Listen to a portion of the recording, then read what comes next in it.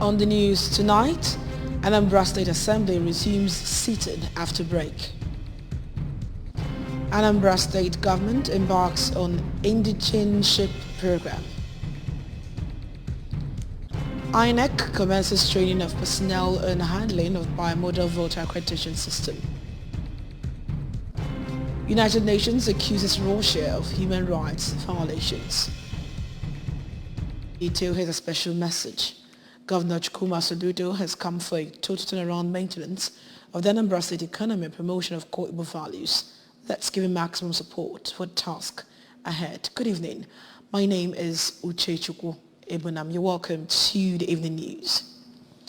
Anambra State House of Assembly resumes sitting after 2 months break. House of Assembly correspondent Chukwuemeka Modelim reports. The Speaker of Anambra State House of Assembly, Right Honorable Uche Okafor, while welcoming members of the House back from recess, charged them to discharge their legislative duties with renewed vigor.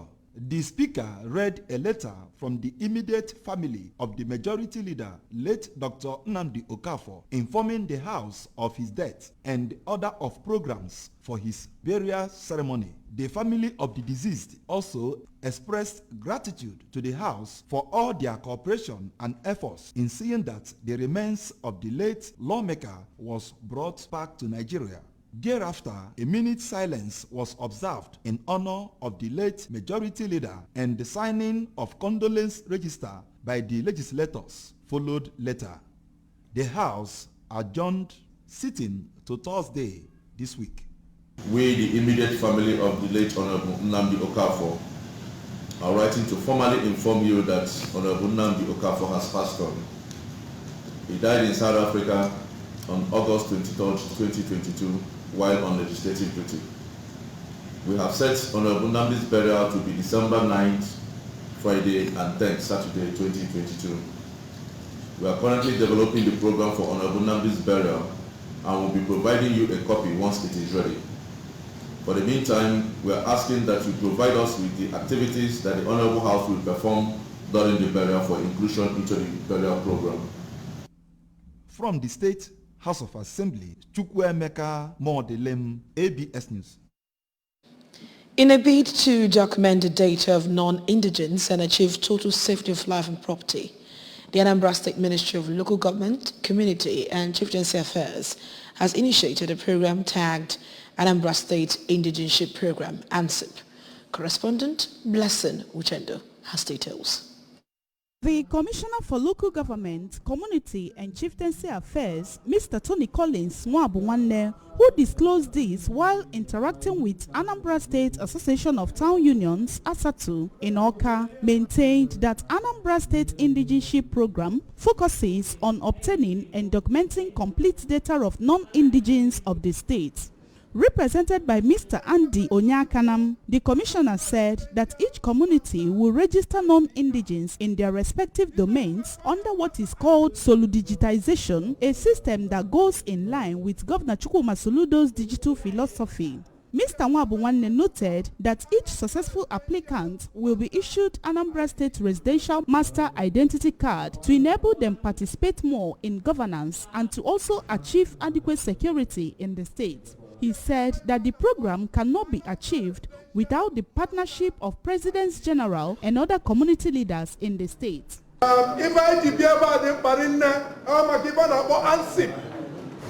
ANSIP before me Anambra State Indigenship Program.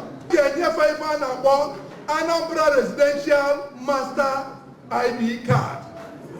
If you have a master ID card, with that ID card, again, they can reach out other social amenity programs of our governor's administration. Again, when Master Chief got me made the card, they require a smart card. That chip, that microchip in India, gave me go access here, some bank activities, go access here, education policies of the government, go access here, maybe medical policies of the state government. So it's a very strong policy. Responding, the leadership of Anambra State Association of Town Union commended the initiative, noting that it will help the current security responses in the state and pledged to support the ministry. Blessing Uchendo, ABS News. It was a fun fair as various sets of Queen of the Rosary College Onitsha alumni gathered to celebrate 80 years anniversary of the school.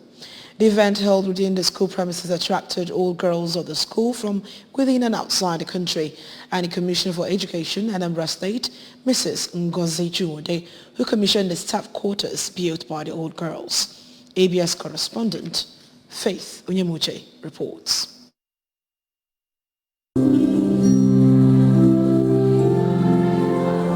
Queen of Rosary College was founded on the 7th of October 1942. During the time, the school was a citadel of moral and academic excellence. 80 years after, the school is still waxing strong in academic excellence and have produced great manpower in education, politics, religion, business, technology, and more. In his homily to mark the event and the feast of Our Lady of the Rosary, on which the school was founded, the Archbishop of Onitsha Archdiocese, Most Reverend Valerian Okeke, who spoke on excellence, said for one to excel in life, one must dedicate enough time to planning, have a good mentor, be vision-driven, imbibe the culture of discipline, be consistent, and back up his or her plans with prayer. Archbishop Okeke, who is also the proprietor of the school, charged the students to key into the Archdiocesan culture, which is excellence in behavior, character, and academics. It is a day of thanksgiving.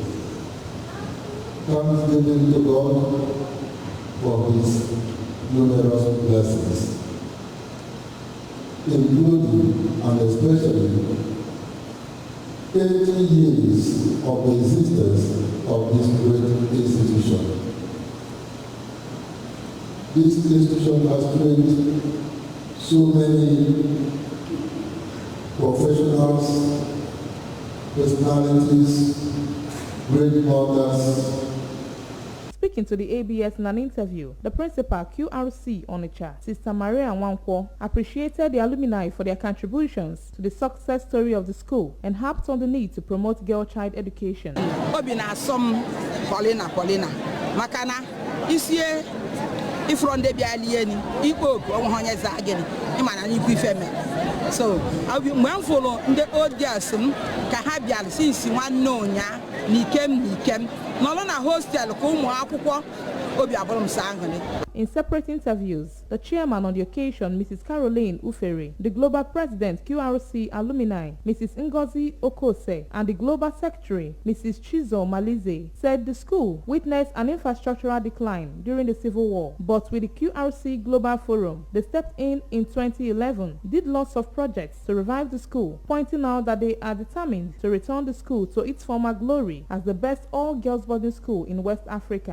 Our mission and vision is bringing back to its old glory, and that old glory is that it was the best girls boarding school in Africa in those years, started by the Irish people.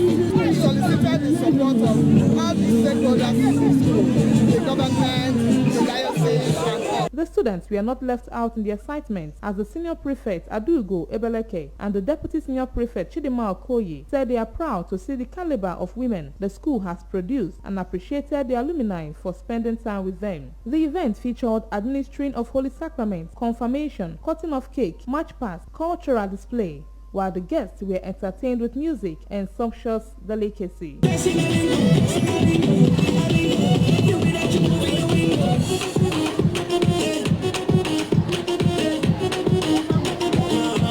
From Queen of Rosary College, Onitsha, Faith Onyemuche, ABS News. Anambra State Commissioner for Information, Sir Paul Nwosu, has inspected level of damages caused by flood and distributed relief materials to affected persons in Obaru local government area. The commissioner was accompanied by the former Transition Committee Chairman of Obaru local government area, Mr. Rinze Awogo, member of Anambra State Universal Basic Education Board, ASBEB, Dame Chinyere Mbakwe, among other stakeholders. Correspondent Faith Onyemuche reports.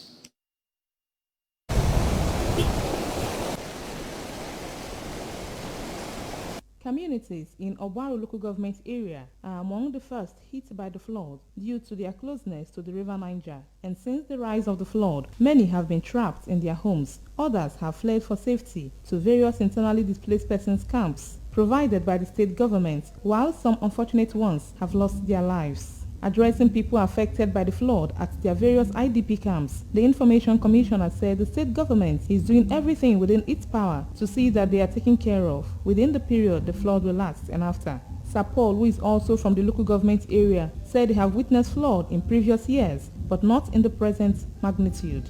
He appealed to affluent citizens and good-spirited individuals to complement the efforts of the state government in giving support to the affected persons.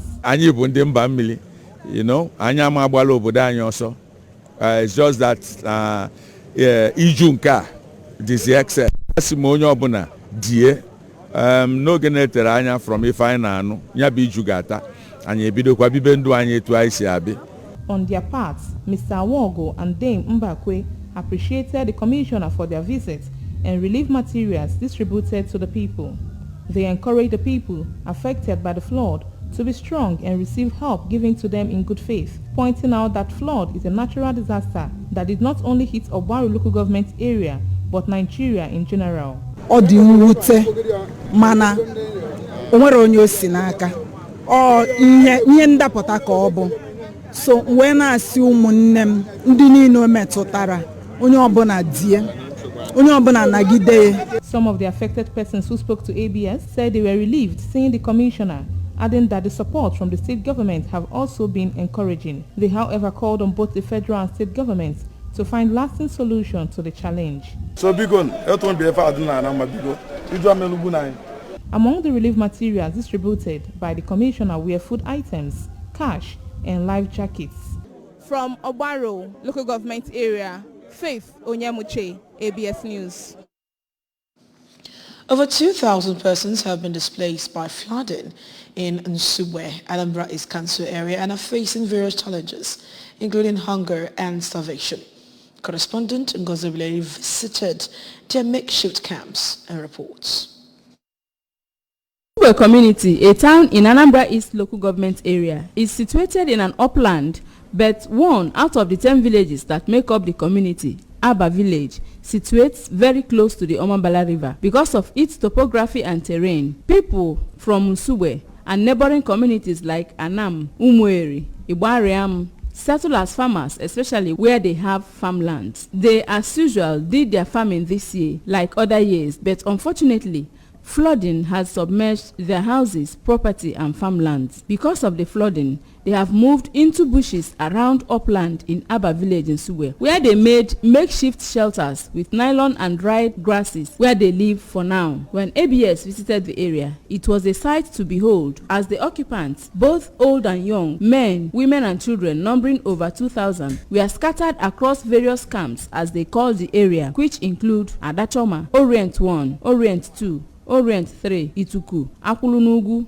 Obuapu, Emio and Onigbo, and we are looking helpless. Some of them, including Mrs. Nnamdi Okoye, Onyaka Okwo, Udebuna Udekwe, and Sunday Chenwoba, who spoke to the ABS, said they are exposed to threat of wild animals and expressed worry that they could not go back to their farms because all their crops have been destroyed, calling for assistance. No, Sanka, una home million, Bonabus, eventually. Mbara ni kwa home million. Nkaiba kutanaba na abno kaibis. Una ibis na milizol yesterday. Omaline. So obu kukubia. Ikuga obubia bule dobsala home million ibis nebe. Bule mai. Iji bulai. Iji we bulai bulai. Aba nota na odandi Nsugbe. Oline ebia. Iba ay gola ko pam iji bule pam ni oli an. Tena ka usulas. Mmekudoro gudigo no. Ojo njo topu ahụ. Onwere ebe ndị jere nne. Nke nọ. Igwe m na mmiri erugole bugoli obele gbaide biji. Others, Mrs. Chioma Nnaluo and Mr. Ikechukwu Anagori, regretted that they were left at the mercy of hunger since their farm produce, mainly yam and cassava, are underwater, noting that they would have no place to go back to when the flood recedes, as their houses were devastated by water. nke kasị njọ bụ na nya bụ na anyị bebi n'oru ebugokwuli ekwo na anyị ebidorozie ma anyị nata ebe anyị gbagotere anyị mgbe enu ebe dị obele enu n'ọbịa nsogbu anyị nọkata mmiri bịara chụọ anyị kọrọntị mmiri akali mebisi ebe anyị niile tibisi ụmụ anyị ji anyị niile ebusisi akwa anyị niile ebusisi ihe nna anyị na-eli na nwere ọdịrị ebe anyị ji enweta ego niile kwa usoro. Some indigenes of the community, including Mr. Caleb Moye and Engineer Chidi Obiudu, said they were shocked at the level of devastation caused by the flood, even as they lamented the hardship the displaced persons are passing through. From Nsugbe in Anambra East Council area, I am Ngozi Obileri for ABS News. A devastating one as caused by the flood. Moving away from that, moving on to the federal scenes. The Independent National Electoral Commission, INEC, has commenced training of its staff ahead of the 2023 general election on effective handling of bimodal voter accreditation system and other technologies introduced by the Commission. We have details. A total of 82 officials drawn from INEC office across the nation are currently receiving intensive hands-on training on the new technologies, after which they will train more officials at zonal level to cover all the 8,809 registration areas, whom in turn will be involved in the training of ad hoc staff for the 176,846 polling units in the country. In his remarks at the opening ceremony of the training, the chairman INEC, Professor Mahmood Yakubu, stated that owing to experience garnered from recent off-cycle elections, the Commission is convinced that a critical success factor in the deployment of technology in election is training. Hence, it needs to build the capacity of staff involved, not only to competently handle the devices during the accreditation process, but also to respond effectively to any glitches that may occur during elections. He said the Commission's plan for the 2023 general election is to commence the training of the election officials early and for a longer period of time for optimal understanding of the process and procedures in order to serve Nigerians better. Professor Yakubu noted that in the last 2 years, the Commission has increased the deployment of technology in the election in Nigeria as systems and portals have been designed and developed to cater for different electoral activities, ranging from voters registration and accreditation, result transmission from the polling units, nomination of candidates by political parties, to accreditation of polling agents, observers, and journalists for elections. Our plan for the 2023 general election is to commence the training of election officials early and for a longer period of time for optimal understanding of the processes and procedures in order to serve Nigerians better. A key component of this effort is election technology. In a goodwill message, the country director, International Fund for Electoral System, IFES, Nigeria, Sarah J., said the training is significant as it presents a huge opportunity for the Commission to enhance the transparency and credibility of elections through the deployment of technology on a large scale for the conduct of the 2023 general elections using the Electoral Act 2022. The federal government said the decision by the Organization of Petroleum Exporting Countries to cut 2 million barrels of crude oil production was a unanimous one. The Minister of State for Petroleum Resources, Mr. Timothy Silva, who disclosed this in a statement, said the step was taken to stabilize the market and not for any ulterior motive. The 13-nation OPEC cartel and its 10 Russian-led allies agreed to reduce 2 million barrels per day from November at a meeting in Vienna. It is the biggest cut since the height of the COVID-19 pandemic in 2020. Such a move could turbocharge crude prices, further aggravating inflation, which has reached decades-high levels in many countries and is contributing to a global economic slowdown. Russian forces were responsible for the vast majority of human rights violations in northern Ukraine during the early weeks of the war, including attacks on civilians that qualify as war crimes, United Nations has found. In the report published on Tuesday, the 3 members of the Independent International Commission of Inquiry on Ukraine said they had documented patterns of summary executions, unlawful confinement, torture, ill treatment, rape, and other sexual violence committed in areas occupied by Russian armed forces. In one of the most disturbing examples, the Commission said a 4-year-old was allegedly forced to perform oral sex on a Russian soldier in the Kyiv region in March. The report includes several other references to reported rape cases with victims said to be aged from 4 to 8 years old. And from the world of sports, N'Golo Kante will miss France's defense of the World Cup after Chelsea said the midfielder will be out of the action for 4 months following surgery on a hamstring injury. The 31-year-old had not featured since limping off against Tottenham in August. Kante was vital to France's success in Russia 4 years ago and would be a big miss for Didier Deschamps, with his regular midfield partner at the international level, Paul Pogba, as a major doubt for the tournament in Qatar. The news is also a blow to Chelsea's hopes of climbing back into the Premier League title race after an impressive start to Graham Potter's time in charge. Chelsea is 8 points behind Premier League leaders Arsenal with a game in hand and need a maximum of 3 points from the final 2 group games to reach the last 16 of the Champions League. Before we go tonight, remember that you can follow news and program on ABS TV from any part of the world by liking our Facebook page at ABS Radio Television, OKA. Subscribe to our YouTube channel at ABS Television, OKA. You can go on to subscribe to our Instagram at ABS Radio TV. Follow us and log on to our website at www.absradiotv.com. And now the main points that made the news tonight. Anambra State Assembly has resumed sitting after break.